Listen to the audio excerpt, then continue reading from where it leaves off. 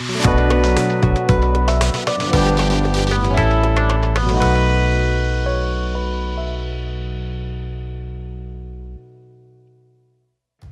اللي لازم تاخد بالك منه وتركز في الإجابة، تفتكر بنسبة كام في المية إن إيران ممكن تواجه إسرائيل؟ يعني لو دخلت رهان وقلت لك اختار دولة واحدة هتكسب، هتراهن على مين؟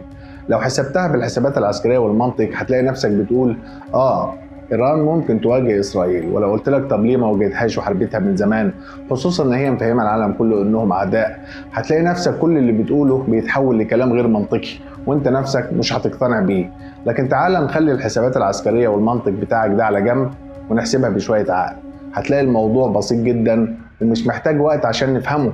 هنكتشف في الآخر إن الإجابة النهائية إن إيران ممكن تواجه إسرائيل مواجهة محدودة مش مسموح لها تتخطاها. وعشان الحلقة دي بنحاول نختصرها على قد ما نقدر، اسمع الكلمتين دول: إيران مسموح لها تعمل أي حاجة إلا إنها تشيل حركة إسرائيل. بعد كده الموضوع بيخرج من إيديها، لأن اللي بيواجه إسرائيل بعد المرحلة دي ما بقاش بيواجهها هي، بقى بيواجه أمريكا نفسها. وعشان كده الحرب دي حتى لو شكلها سخن، فالحقيقة إنها محسوبة من قبل ما تبدأ، وكل طرف عارف هو بيعمل إيه وليه. ويمكن في الآخر نكتشف إننا كنا بنتفرج على حلقة في مسلسل قديم بس معمول له إخراج جديد. حلقة ليه الحرب بين إيران وإسرائيل مش هتحصل بالشكل اللي الناس متخيلاه.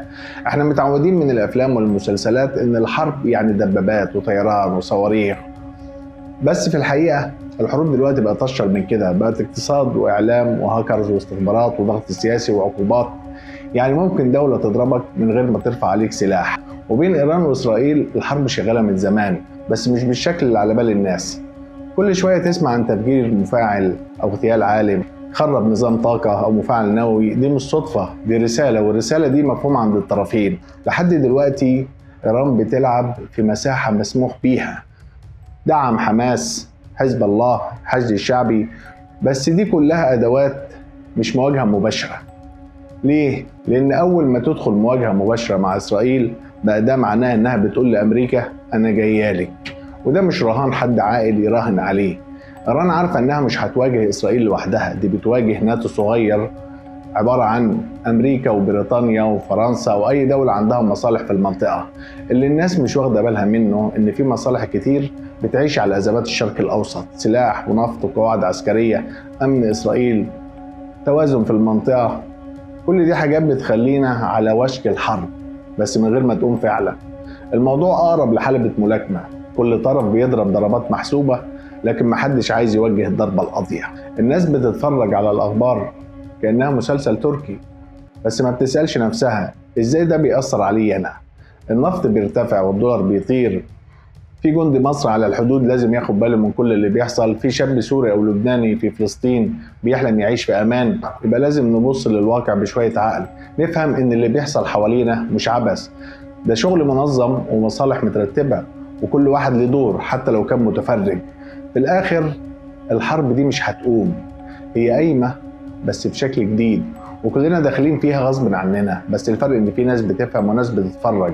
والسؤال هنا، هل فعلا الحرب هتحصل ولا اللي بيحصل ده مجرد تمهيد لحاجة تانية؟ أغلب الناس شايفة إن المواجهة جاية خصوصا بعد التوتر اللي بيحصل، بس اللي فاهم طبيعة اللعبة عارف إن مفيش طرف عايز الحرب الكاملة فعلا. ليه؟ لأن الحرب الحقيقية بين إيران وإسرائيل معناها إن المنطقة كلها هتتحول لجحيم. الخليج كله هيشتعل، النفط هيوصل لأرقام جنونية، أمريكا هتضطر تدخل وده هيكلفها فوق طاقتها، خصوصا في ظل صراعها مع الصين وروسيا.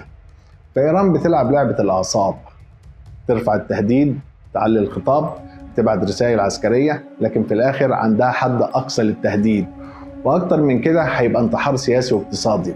وإسرائيل برضو نفس الحكاية، هي مستفيدة من وجود تهديد اسمه إيران، بتخلي بيه الغرب دايما في صفها وبتبرر بيه كل تصرفاتها حتى لو كانت خارجة عن القانون الدولي.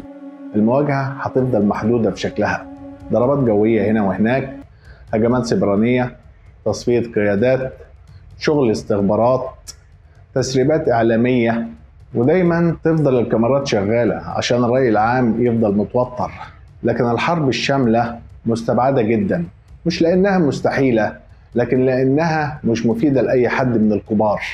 توقع خطير لو حصل العكس، لو حصلت غلطة تكتيكية أو طرف صغير زي حزب الله أو الحوثيين خد قرار غير محسوب، أو أمريكا قررت تصعد فجأة لأسباب داخلية زي الانتخابات مثلا، ساعتها ممكن تخش في تصعيد فعلي، بس حتى ده هيكون مدته قصيرة، وبعدين ترجع اللعبة تتظبط من تاني بنسخة جديدة من التوازن. أولا، الصين وروسيا بيراقبوا بصمت مش عبث.